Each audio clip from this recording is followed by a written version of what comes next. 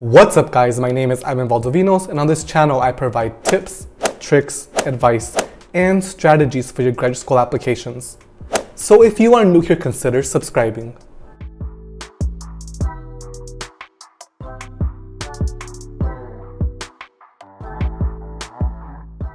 In this video, we are going to review how people successfully communicated their research experiences in their statement of purpose.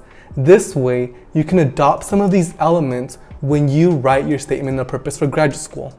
Before we get into the video, I do want to share that I do offer a statement of purpose review service on Fiverr. The link is down below in the description box. With this service, I do provide you constructive feedback. I sometimes provide outlines. I'll give you examples on how you can improve your statement of purpose. That way you can get into your dream graduate school. If you have any questions about the service, reach out to me on Fiverr or LinkedIn or even in the comments down below, and I hope to work with you soon. The first example I have for you is actually my own. This is taken from the application I submitted to the Harvard Grad School of Education for the Education Policy and Management program. So let's look at what I wrote and let's analyze it. My interest in education reform matured when I attended a competitive summer research program at the University of Arizona in the summer of 2014. The experience opened my eyes to the research sector of education policy. Under the guidance of Dr. Nolan L. Cabrera of the Department of Educational Policy Studies and Practices in Higher Education, my work focused on the educational obstacles and coping strategies of Latino males. My mentor and I used research to dissect the possible issues that play a role in the vanishing Latino male in higher education. Given President Obama's My Brother's Keeper initiative, this research speaks to an underexplored area in higher education scholarship.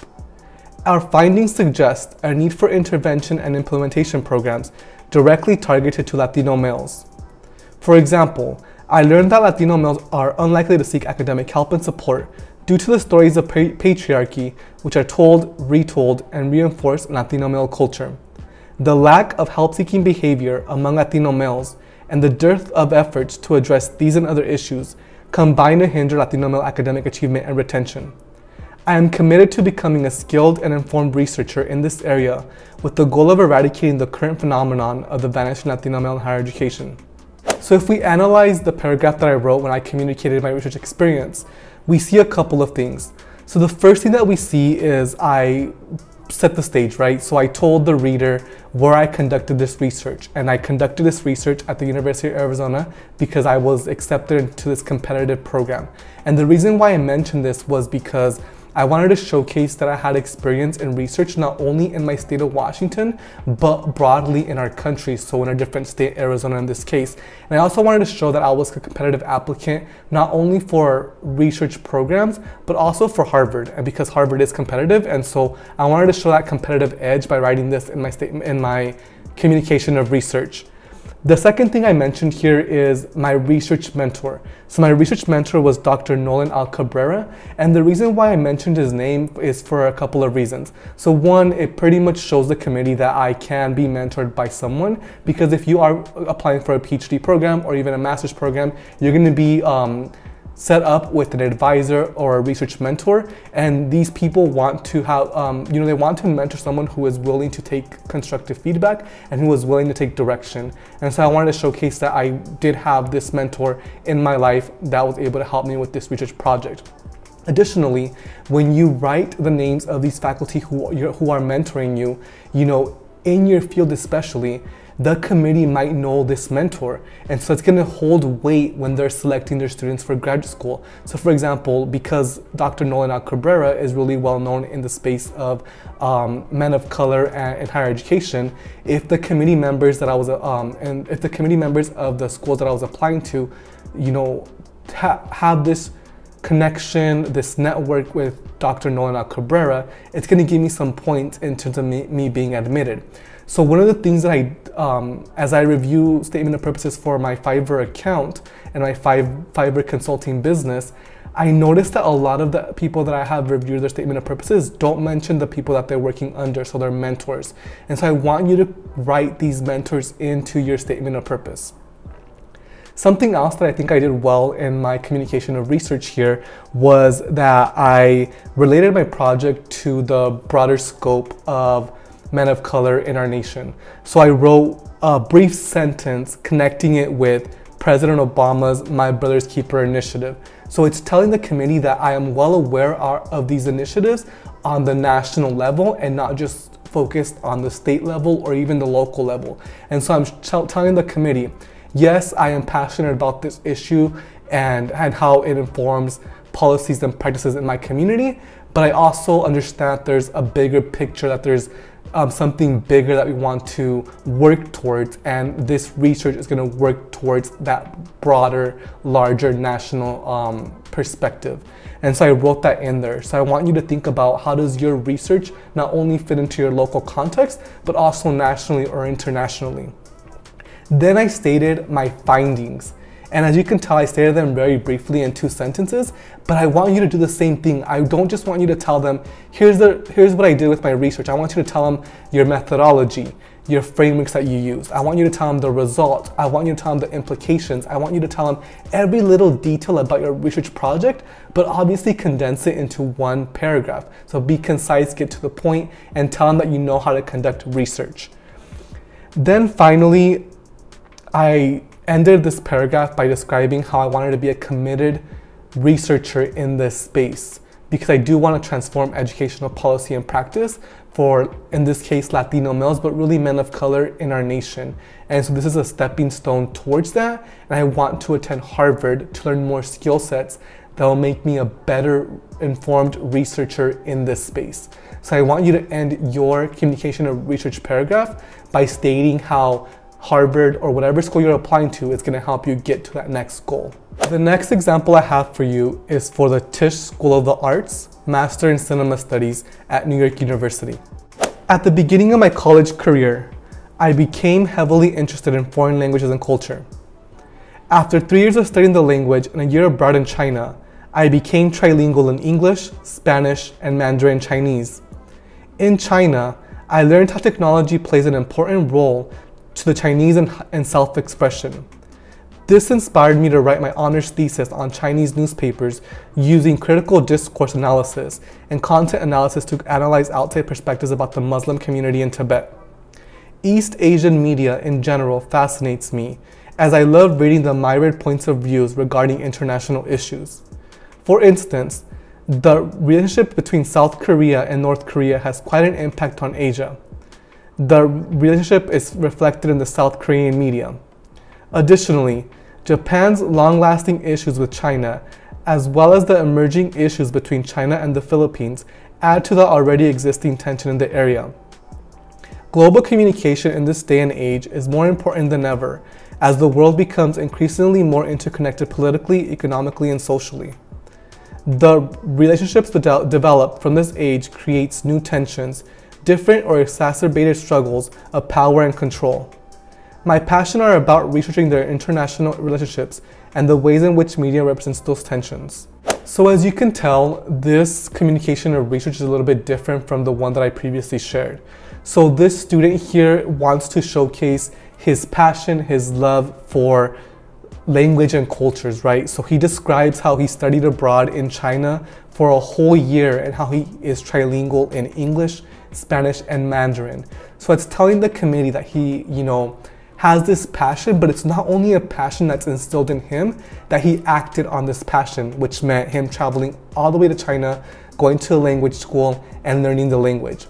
And at that language school in China, he also was able to learn about the culture and how different Asian countries had these international issues with each other and how that affected the Asian continent. So he wrote about that in here. And all of that really inspired his honors thesis, which he wrote about the Muslim community in Tibet.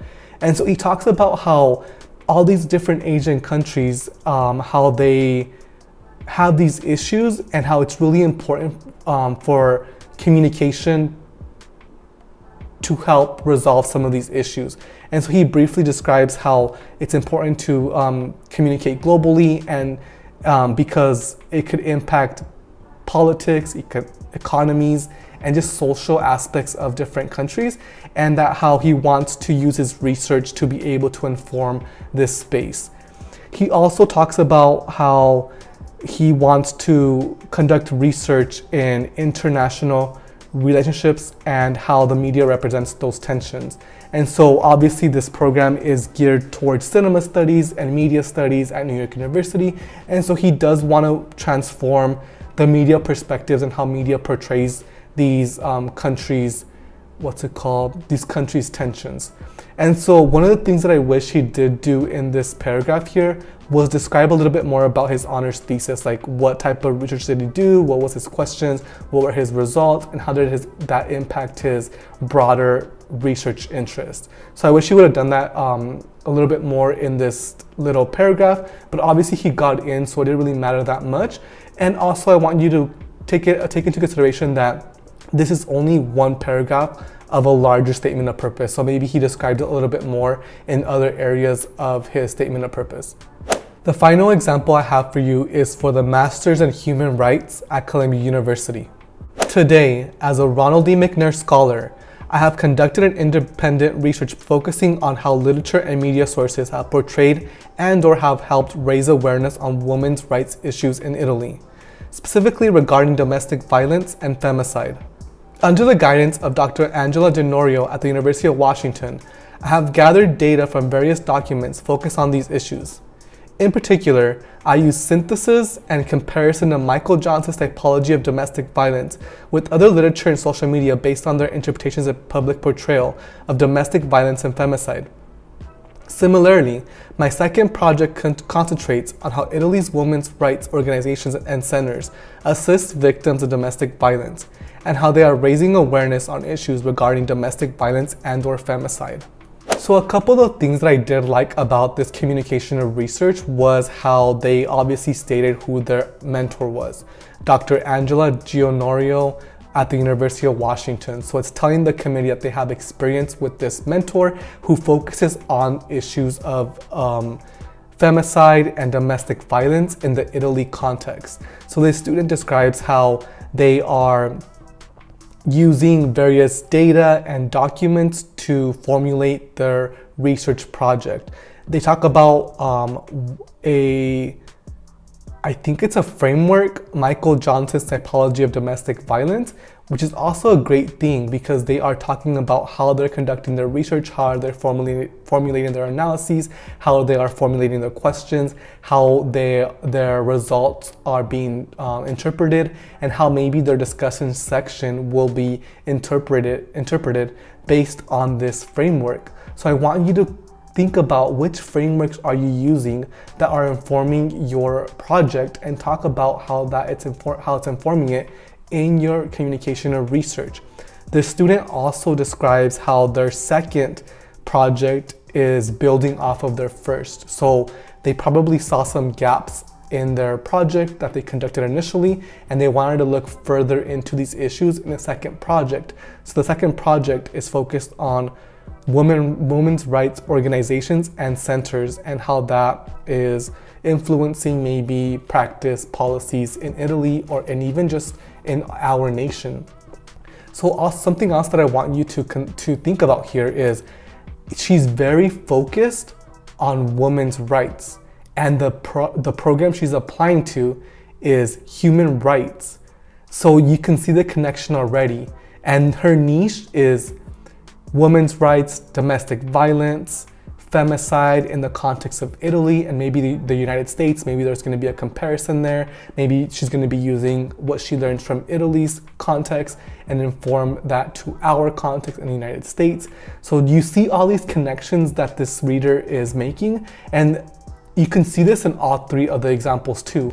The one above it, cinema studies, right? So this student, the student in the cinema studies one, was focused on cinema studies, communication, and Asia. And then my example was focused on Latino males, and my program was education policy. So one of the things that I did talk about was how I learned about education policy and how research informs that. So you see all these connections we're making. So I want you to do the same thing. I want you to think about which program you're applying to, what does that program entail, and make those connections in your statement of purpose and your communication of research. Alright you guys, so that concludes the video on sharing some examples of how people successfully communicated their research experiences in their statement of purpose. I hope you found this video interesting and helpful, and I hope it really does help you as you write your statement of purpose, as you communicate your research experiences in your statement of purpose. Let me know if you have any questions down below in the comment section, or reach out to me on LinkedIn. Thank you for watching this video, and I will see you in the next video.